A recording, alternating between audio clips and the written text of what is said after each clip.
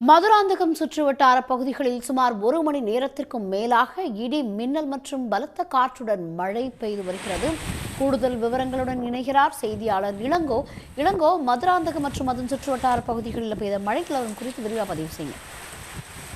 முக்கியமாக மதுராந்தகம் சுற்றியுள்ள பகுதிகளில் சுமார் 1 மணி நேரத்திற்கு மேலாக இடி மின்னல் மற்றும் சூறைக்காற்று உடன் கூடிய பலத்த மழை பெய்து வருகிறது. இதனால் பல இடங்களில் மின்கம்பங்களும் மரங்களும் வேரோடு சாய்ந்துள்ளன. செங்கல்பட்டு மாவட்டம் மதுராந்தகம், படாலம், பெரும்பாக்கம், எல்லண்டத்தூர், குக்கத்துறை, கருங்குழி ஆகிய பகுதிகளில் சுமார் 1/2 மணி நேரத்துக்கு மேலாக இருள் சூழ்ந்து காணப்பட்டிருந்த நிலையில் திடீரென இடியுடன் கூடிய சூறைக்காற்று வீசிக்கொண்டிருந்தது. அப்போது மின்னலுடன் கூடிய கனமழை எனது புரட்டி போட்டுள்ளது. இதனால் இப்பகுதியில் உள்ள மரங்களும் மின்கம்பங்களும் சாய்ந்துள்ளன.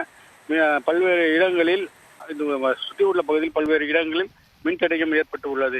இதனால் இந்த சூறைக்காற்று சொல்லுவது என்பதை மக்கள் வெளியே வர முடியாத நிலையிலும் வாகனங்களும் இயக்க முடியாத நிலையிலும் இந்த சூறைக்காற்று மழையும் சேர்ந்து இருந்ததால் மக்கள் அச்சமடைந்துள்ளனர். சுற்றுவட்டார பகுதிகளில் மின்சார துண்டிப்பு ஏற்பட்டதா சொன்னீங்க. இப்போ மின்சார இணைப்பு திரும்ப கிடைத்து விட்டதா அல்லது இன்னும் அந்த துண்டிப்புடன் தான் இருக்கிறதா நிலைமை?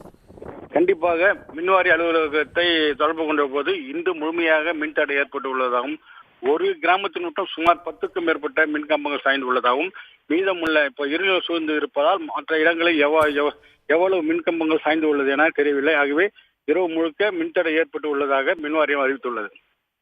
தகவல்களுக்கு நன்றி இளங்கோ. உடனுக்குடன் செய்திகளை தெரிந்து கொள்ள சன் நியூஸ் பெல் ஐகானை கிளிக் பண்ணுங்க.